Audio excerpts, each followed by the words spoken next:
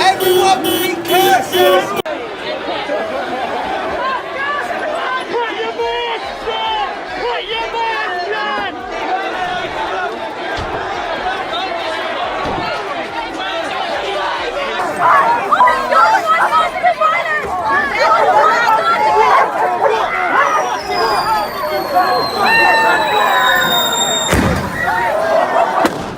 Bristol descended into anarchy as masked ANTIFA militants flooded the streets, turning a protest into a full-blown riot.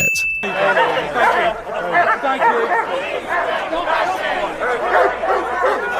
they don't.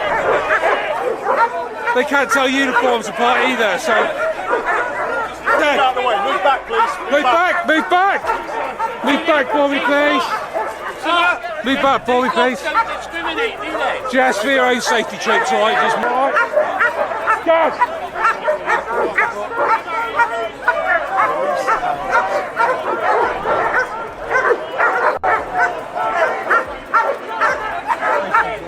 What was supposed to be a demonstration exploded into chaos as police clashed with black-clad extremists in a firestorm of violence, vandalism and bloodshed. And the shocking footage is now lighting up every screen in the UK. It all began with what was supposed to be a protest outside the Magistrates Court in Bristol. The protest was promoted as a civil liberties demonstration and was organised under the guise of denouncing new government legislation. However, something much more dangerous came to pass. Arriving early were ANTIFA factions, who were well coordinated and clad in complete black, with batons, umbrellas, which served as shields, and backpacks filled with spray paint and fireworks.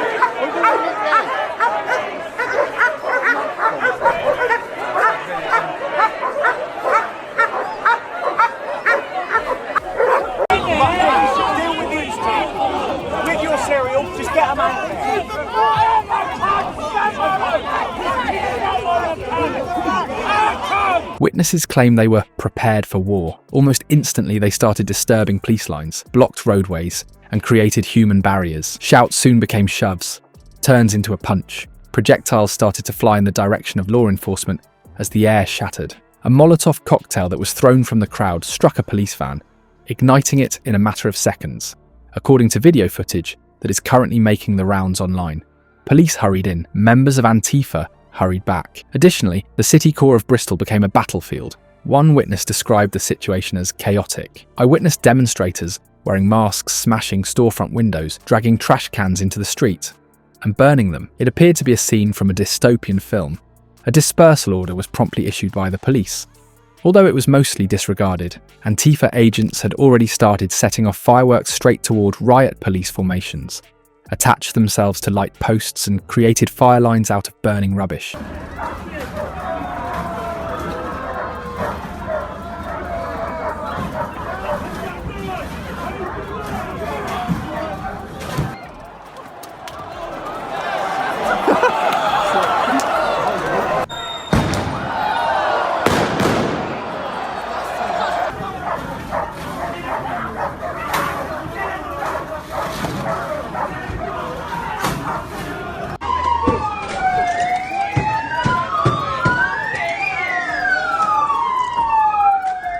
Several officers were struck by thrown objects. Some were pulled to safety by comrades with blood running down their cheeks. As the mob refused to back down, on-site medics rushed to treat both protesters and police officers. Order entirely collapsed, and police reinforcements, including riot vans and mounted forces, were summoned in from neighbouring counties. While some demonstrators set fire to police apparatus and broke security cameras, others started spray painting anti-government slogans. In one video that went viral, an officer is shown attempting to defuse a problem before 3 masked people unexpectedly surround him. Within seconds, he is knocked to the ground and protected by other officers, but not before the incident becomes widely shared. The harm: 3 police vans were set on fire. More than a dozen officers were hurt. Numerous stores in the city were vandalised, damage to property in the tens of thousands. As of the most recent count, at least 23 arrests.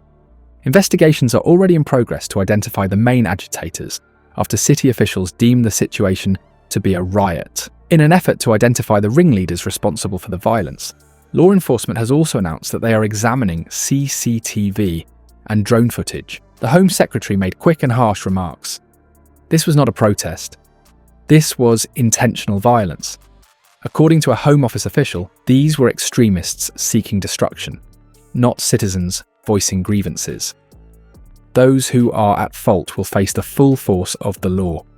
On social media, ANTIFA activists asserted that the police instigated the violence by citing sporadic instances of baton usage and crowd control techniques. However, detractors contend that they were essential reactions to a situation that was dangerously out of control. Leaders in politics are divided.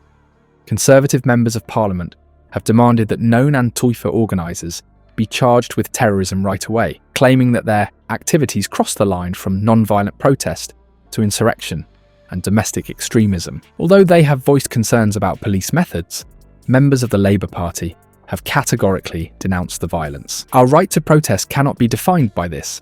The events in Bristol were illegal. One MP said, "We do not support violence in any form." The political repercussions, however, are just getting started. Why Antifa was permitted to mobilise so strongly in the absence of early action is already being questioned. Local officials reportedly decided to observe rather than prevent a possibly unruly crowd, despite intelligence warnings of its presence. That choice is now being questioned. Public opinion is split on the internet. The cops are praised by some for maintaining order amidst pandemonium. Others worry that the militarisation of public protest enforcement is about to take a significant turn. Bristol won't soon forget this night, though. That much is certain. National news cycles are now dominated by images of bloodied officers, destroyed stores, and burned police vans. There was a noticeable sensation that something hazardous was festering beneath the surface of civic life. The streets were littered with garbage, and the air still smelled of smoke when residents woke up. Furthermore, a lot of people worry that this might only be the beginning, because internet demands for more protests are already becoming more popular. Police chiefs have promised that this will never occur again. There have already been announcements of increased patrols, surveillance crackdowns, and public safety initiatives. However, detractors caution that no amount of riot gear will prevent the next explosion unless the ideological differences causing these conflicts are resolved. The country is left wondering the same thing as Bristol cleans up and tally the costs. Is this still protest, or is something much more radical emerging? We came to protect free speech. One cop who was wounded and pummeled said it best.